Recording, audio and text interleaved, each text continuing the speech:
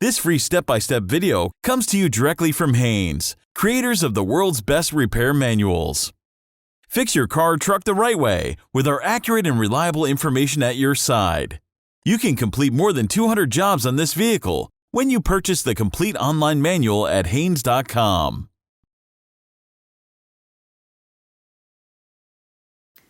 Open liftgate. Remove the tail light housing screws.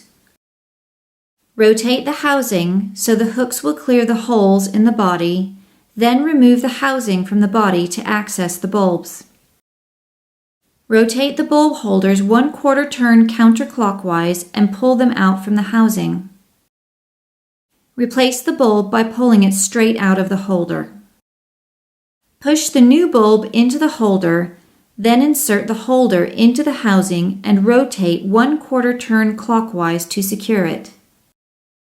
Position the housing back onto the body, allowing the hooks to catch onto the holes, then install the mounting screws. Tighten the screws securely, but avoid cracking the plastic.